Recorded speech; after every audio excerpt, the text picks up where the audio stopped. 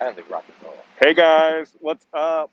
We are at the Washington Monument now. We just made the walk from the Lincoln Memorial to the Washington Monument. And when you're at the Lincoln Memorial, you look across the reflecting pool and you're like, oh, it's right there. And then you start walking and you feel like you're on this weird treadmill that's not moving. Objects like, in mirror are closer than they appear. Yeah. This is way further than it appears. Yeah. But it's all really majestic. It's so crazy to be here doing this right now. Right. It's especially on election day, I would feel like there'd be like people everywhere, but they're not. Yeah, it's really, really quiet. There's just like here. Joggers and us, and joggers staring at us, wondering what we're doing. I'm sure at our next spot in front of the White House, we'll see a little more activity. Yeah, that'll be really exciting. I think we're going to stop by the White House, check out the vibe, and the next one. Let's talk to Steve. Yeah, Steve, are you there? I am. Hi, So Steve. hey, how's it going? So we're seeing some votes being counted already in Eastern Indiana and Eastern Kentucky. Not a lot of surprises. The president is turning out his base, but voter turnout has been strong, and we are seeing that across the country. So early voting, 100 million people voted. 135 million was the total vote in 2016. Today, in lines all across the country, voter turnout has been heavy. I personally expected that most of the people that I knew would have voted already, but today I saw lots and lots of people in my Facebook feed in line to vote and voting. So the talk about the turnout today being primarily Republican, I'm not sure that's really going to happen. So I don't think that's true either. Especially our friend Dave said he's like, I'm a traditionalist. I want to be in the booth on voting day and press that button, because if you vote early, you have to like fill out a ballot, or it's a different format than the actual, traditional pleasure of pulling a button or pulling a lever. Exactly right. And so we're seeing huge turnout. There is no doubt that this election will be the highest turnout in 100 years for president. Right. I just checked out the those little bit of results that are coming in, and at first glance it looks terrifying, because what I saw, it was skewing far towards the Trump end. But I think what's important to remember is as people start reporting, the smaller, more rural communities, it's a lot easier for them to report sooner, and it's much more challenging for the larger metropolitan areas to get their huge votership turned in. So we just have to keep that in mind, correct? Harrison, that's exactly right. And also, it's well known when you're dealing with numbers that the first things that come out are not necessarily representative of the final and the total, right? So we're seeing some small things. We're seeing actually at the moment that Biden is ahead in Kentucky. We don't think that's going to hold, but again, half of the county that Lexington, Kentucky is in, which is a Democratic county, is already reported their votes, and so Biden has a lead. That's not going to hold, but it's good to see that there's some balance in the votes that are being reported now. The other thing is all the rules that we normally have are thrown out the window. So, in the past, you got used to knowing which precincts were going to come in or not.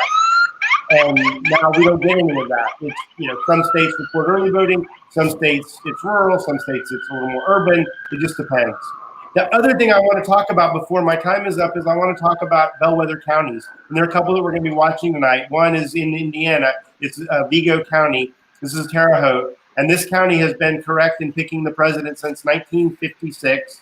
Haven't been wrong. They've only been wrong twice since 1888. So we don't have any results yet from Vigo, but in the next update we should. And that will start to tell us what that bellwether county reports. And there are a couple of others in Virginia as well. So, and the first polls close at 7, right? The first polls close at 6 in parts of Indiana and Kentucky. Okay, right. At 7, both Indiana and Kentucky will be completely done, and we'll start getting projections. And we're expecting Indiana and Kentucky to both be called for Trump at 7 o'clock. Right. Those are the only 2 states that are going to come in at 7? No, there's also a few others. Vermont is gonna close. Virginia will as well, and so we're going to start seeing some votes coming in there. But and Vermont may be called for Vice President Biden at the same time. Wow. Right. So it's about to get really exciting. Steve's job is about to get going. He's going to start crunching those numbers. We look forward to having you back in the next hour. Thank you for being here with us, and we're excited to talk to you again. Thank you, guys. Thanks, Steve. Up next, we have a chat with our friend Ruben Gonzalez. We've had Ruben on our show before. He came by, talked about the Victory Institute, And he's just really incredible. He's a friend of the show. We love him. And let's bring him on now. Ruben, are you there? Hey guys, great to see you. Hi, Ruben. It's so good to see you as well. We can't actually see you. Are you in that leopard print onesie? I wish I was. I can't. I'm in a Joe Biden T-shirt. Wow. The Equality Joe Biden shirt. So it's great to see you guys. I'm coming to you from very sunny Arizona, which is a huge, important state this year for the presidential election. What are you doing there? So I'm out here volunteering. I'm actually from Phoenix, Arizona. I was here 4 years ago volunteering for Hillary Clinton and some of our candidates that we endorsed for the Victory Fund. And we lost barely, but Arizona in 2016 moved the most of any of the states, moved the furthest towards the Democratic column. And so we anticipate that Arizona is going to go blue today and we'll go for the vice president. But I'm out here canvassing, door knocking, doing all sorts of things to help get out the vote. So Ruben, for our friends and viewers who don't know what the Victory Fund is, can you tell them a little bit? Absolutely. So Victory Fund endorses LGBTQ candidates to run for office across the country. The Victory Institute is a C3 that helps support that pipeline from a nonprofit angle. But on the Victory Fund side, I want to point out that we have 311 candidates that Victory Fund endorsed this year. That's more than ever in the organization's history of the number that we've endorsed. Steve Katsurinis, I'm a huge fan of him. He's going to be doing a great job telling you about the presidential numbers as they're coming in. But you can also go to victoryfund.org and you can follow along on those 311 races to hear how the LGBTQ candidates are doing across the country. There's some way down ballot candidates. We'll give you updates on what's happening in Florida state Senate races and school board races and things like that. So if you want to hear how those 311 candidates are doing, feel free to go to victoryfund.org. Of course. Are there any candidates that are endorsed by the Victory Fund that you're really excited about? I'm excited about all of them. There's so many good ones. When you talk about political courage and you think about these people that put their names and their lives on the line, John Hoadley, I think we talked about him when I was in Massachusetts with you all in P-Town. John Hoadley is a state representative running for Congress. He had a really viciously anti-gay attacks on him as a candidate. And so, it's going to be really close. So we're pulling for him. We've done everything we can to help his candidacy along, but it's going to be a real test to see how effective are anti-LGBTQ attacks in 2020. Gina Ortiz-Jones is also running for Congress. She came very close in 2016. I'm a huge fan of Gina Ortiz-Jones. She's running for Congress out of Texas. She lost by 0.3%. 0.3? Yeah. And just in the last 2 weeks, Gina Ortiz-Jones is a veteran. She was in the military, and she was attacked by her Republican opponent who said that she was that she would force the military to fund operations to change gender. And so obviously that's something that some people find very scary when you're living in Texas. And so it's an unfair attack. It's definitely an anti-LGBTQ attack on her and her record, but we're hoping that she pulls it out. But that's one I'm also really excited about as well. Do you know what I think would help some of these candidates get a little bit further? Is if they went on Fox News and ripped everyone a new asshole. Right. Like, I have never loved Mayor Pete more than the last couple of weeks. They're gobsmacked. They don't even know what to say when you present just facts and intelligence. Yeah, he has been doing really and he does a good job of, he kind of takes the gay out of it, which a lot of people complained about during the primary season. But I think now, I'm just so proud of all of the gay candidates that we have out there.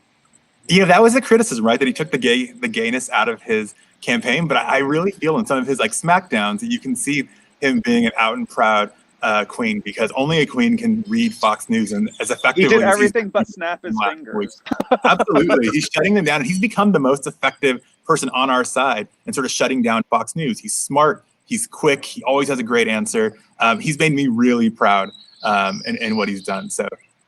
We're hoping to see a great cabinet position for Mayor Pete Buttigieg in a Biden campaign. That would be fantastic. Administration. When are you coming back from Arizona?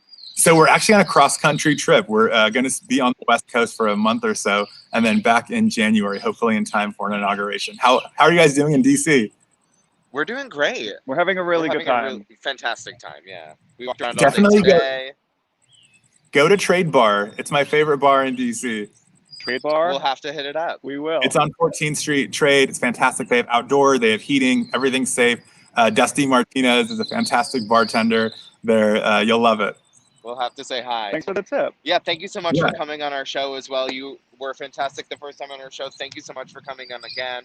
We love you so much. And thank you so Absolutely much love for you guys. everything Have a you great do for the Victory Institute. Thanks for all your hard work, Ruben. Thank you. I love So Ruben. great. I know. Next, we're going to continue with some of our live performances. It is still Wake Up in Provincetown, so we're going to take you right back there right, for a minute. exactly. We're going to give you a little break from election coverage, and we're going to bring you the diva herself, Kaya Cristal, one of the most incredible performers in P-Town. She has a number prepared for you all. Let's bring Kaya on now. Oh, I am. Oh, hi, everyone. Oh. Yes, honey, we're coming to you from the Golden Room this evening for your golden hour little ditty. I hope you guys like this because Lord knows I'm just trying to cheer myself up. So let's hit it.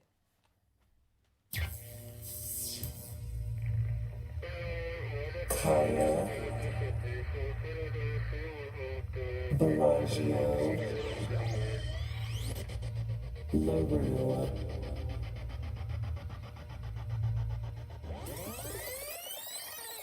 Let's get it.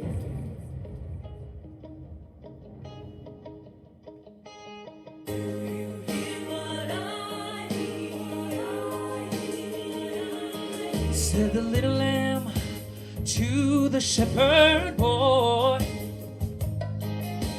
do you hear what I hear ringing through the night? Shepherd boy, do you hear what I hear?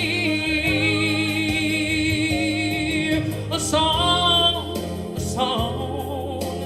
high above the trees, with a voice as big as the sea, with a voice as big as the sea.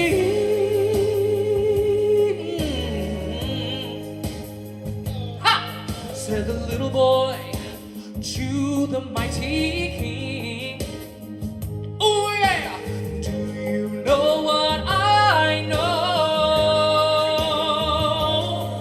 In your palace warm, mighty king, woo! Do you know what I know? A child shivers in the cold. Let us bring him silver and gold. Silver and gold.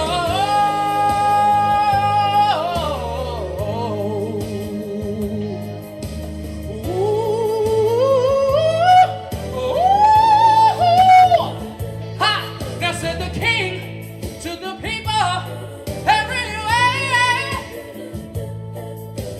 Listen to what I say. Pray for peace. People everywhere. Woo! Listen to what I say. A child sleeping in the night. He will bring us goodness and light. Woo! Let us bring him goodness and light.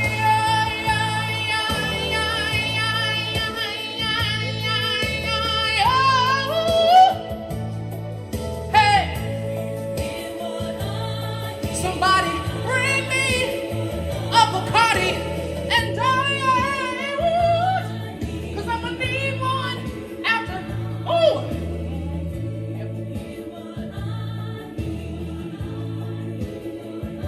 One more time.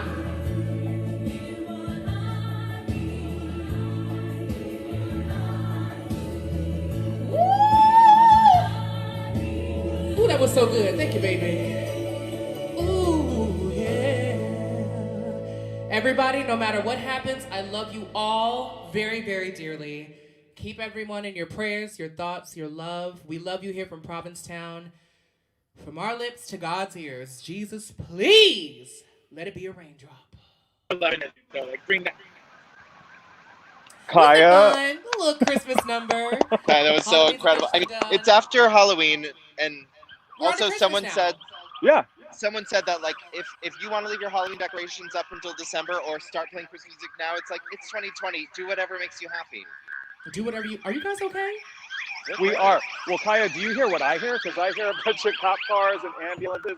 A bunch of shit is about to go down here in DC. There A are lot a of. lot of cop I cars think driving. they're all actually driving toward the White House, which is where we're supposed to go next. So we'll see what's going on as we get closer, and we promise everyone we will stay safe. We will stay Please, safe. We're not please, testing please. anything. Okay, please, Lord, please stay safe. Because, Of course. child, people are talking about civil wars and anarchy and all this nonsense. Let's just remember that we are all in this together, okay? And if you destroy my things, you're technically destroying your own. So think twice before you do whatever it is you're about to do. Just think twice. I love you both. Please stay safe. We'll do. Thank you so Thank much, Kaya. you, You were Kaya. fabulous. Guys, we'll see you at 7:45 from in front of the fence in front of the White House. Right. Please follow us on Instagram. Subscribe to us on YouTube. Please share our posts. We want as many people to see this as possible. I know you can't think of a single person who shouldn't see Kaya's performance of Do You Hear What I Hear? So make sure everyone gets to see it. We will see you all at 7:45. Thank you so much. We'll be back.